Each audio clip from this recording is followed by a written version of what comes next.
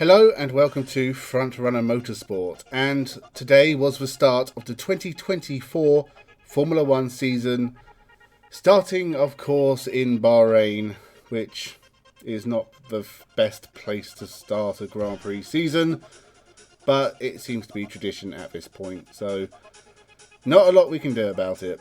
This was not a very exciting way to start the year, and it might sound like I'm down on it quite a bit, but I wasn't really feeling well, and I could have done with some entertainment, and it wasn't massively entertaining. This was not the worst Bahrain Grand Prix I've ever seen, which, given the fact this wasn't very exciting, will worry you slightly.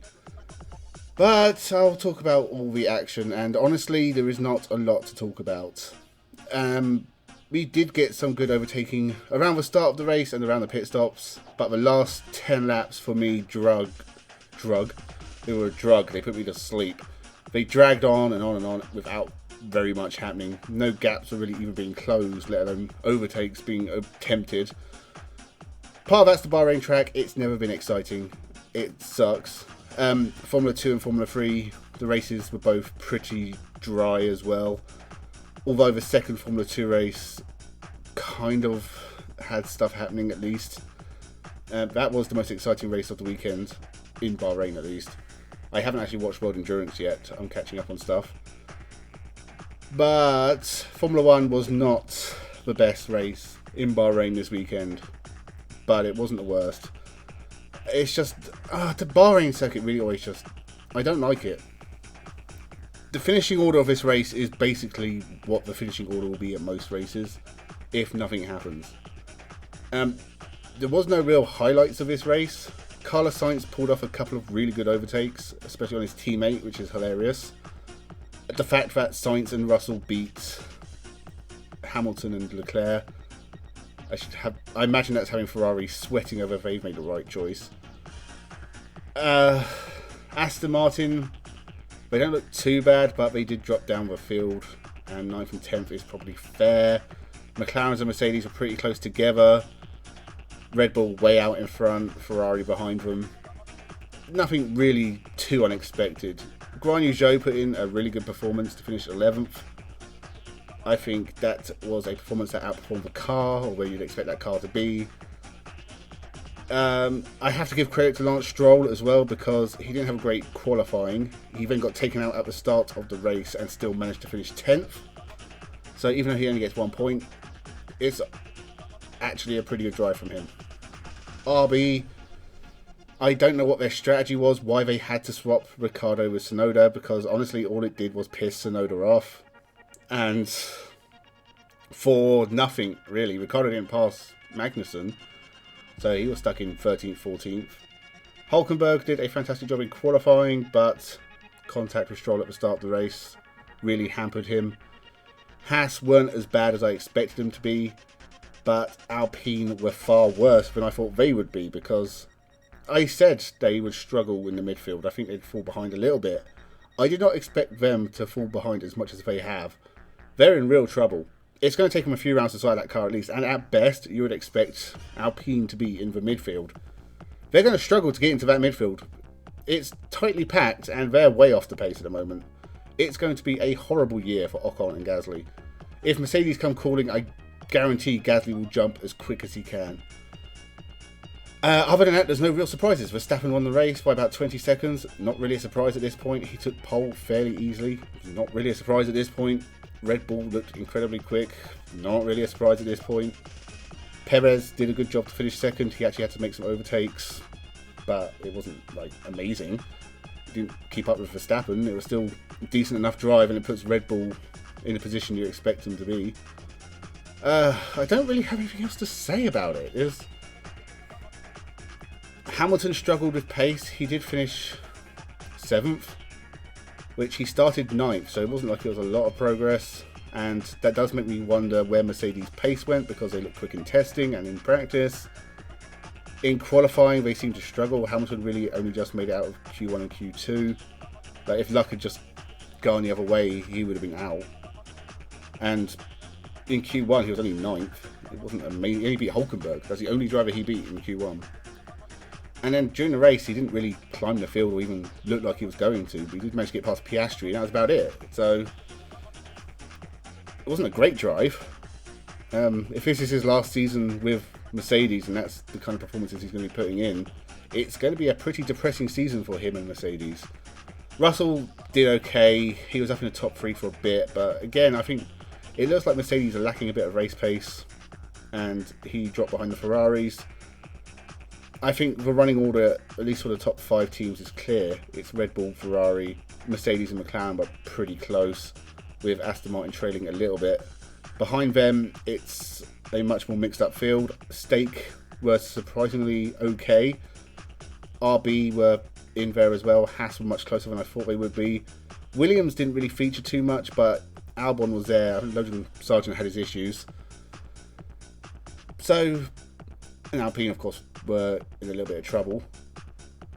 So I think that's what we're going to see for pretty much every race this year, is the top 5 teams getting away from the bottom 5 teams. Very little overlapping. And very little excitement, probably. But as I said last year, it does depend on the track. Track to track, Bahrain's not a great track, so we get to some more exciting ones, it'll be fine. I don't like the fact that racing starts on Saturday. I know it's because Ramadan is on Sunday, and obviously they're racing in Islamic countries.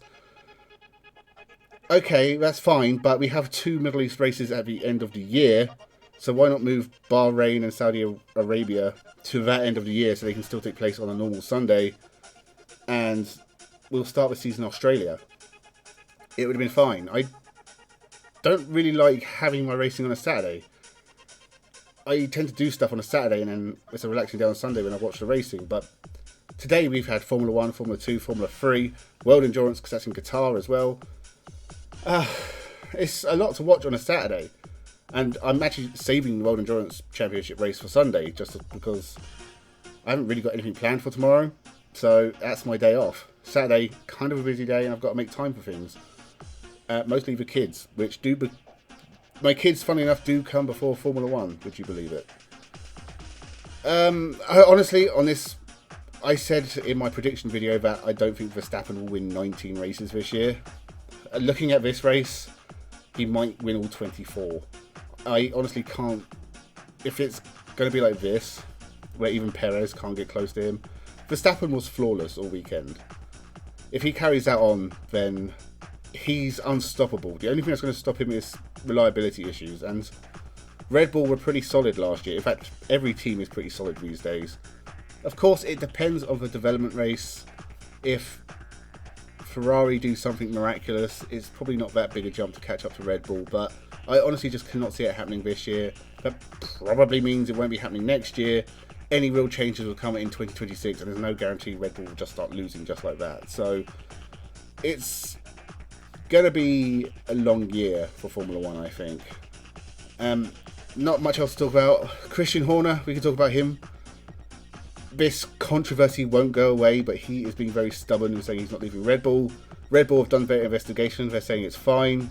Literally, as soon as they said that, someone leaked some texts and photos, which are apparently very dodgy. But he was in Bahrain as head of Red Bull. He had his wife with him, and he still denies it. So it's honestly a very tricky situation, but Red Bull do at least seem steadfast in that their investigation is fine and he's done nothing wrong. So you should side with that, and it's only really Toto Wolff and one of the FIA chiefs today came out and said that something should be done, but ignore them, give it a couple of weeks, it'll blow over. It's not that important. I honestly don't really care anymore. He's done nothing illegal, but if he was doing that with a work colleague and the work colleague didn't want him to, then of course it's dodgy, but honestly it sounds more like a personal matter than a work matter. Toto Wolff saying there should be more transparency. It's like, yeah, I'm sure you want to be more transparent as well. Let's have a look at everything. I'm sure there's something dodgy about him because he is one slimy motherfucker. And in fact, pretty much every race principle in Formula 1 is probably very dodgy. And the teams themselves, I guarantee every year they break rules that go unnoticed. Because finding that 1,000th of a millisecond advantage is really important in Formula 1. And I honestly At the very least, rules are bent all the time. So if you want to play the transparency game, Toto, you go ahead, but that goes both ways. You want to be transparent too? Maybe everyone puts their texts and their emails out and we'll all have a look at everything. Their balance sheets, the ones that are done right. It'd be interesting. I would like to see transparency because I imagine every single person involved in Formula 1 would get told off in some way. I guarantee not a single one of them is a perfect saint. No one is. Everyone's flawed. Everyone has issues. It depends how big those issues are. This, honestly, with Horner, it's gone on for a month or so, with very little information really coming out, and then we get actual evidence, and Red Bull still aren't acting on it. That's kind of the end of it. If Red Bull don't want to sack him, well, you don't want to sack him. Job's over. That's it. Move on. Wait for the next controversy, because I'm sure something will be drummed up in a week or so. But we'll see where it goes. I don't really have much interest in the personal lives of people involved in racing. I do just like the racing mostly. And I honestly don't want to think about Horner's O-face too much anyway. It's not that I like Christian Horner, I don't. I think he's a slimy motherfucker too. It's just Toto Wolff calling him out is, you know, dodgy. Dodgy as Christian Horner's text. So that's it. That was a bit of a rambling ending. I don't know, I might cut some of that out. But Formula 1's back next week. Bahrain was a bore. Verstappen is almost guaranteed to be champion again. Better motorsport stuff is coming. I will be much more enthusiastic about other motorsport things that are happening. I'm doing a livery review for Formula 1. That should be out tomorrow, but I wanted to wait to see the cars in actual race action. And it hasn't really changed my opinions on anything, but that's what I wanted. So livery review will be a roundup on Monday or Tuesday. Probably do some previews for IndyCar, Indy NXT, Formula 1 Academy, I think starts next weekend. So there'll be those. And I'll have other videos prepared as well. So make sure you subscribe to the channel. Thank you very much for watching. I hope you enjoy the Formula 1 2024 season and have a good one.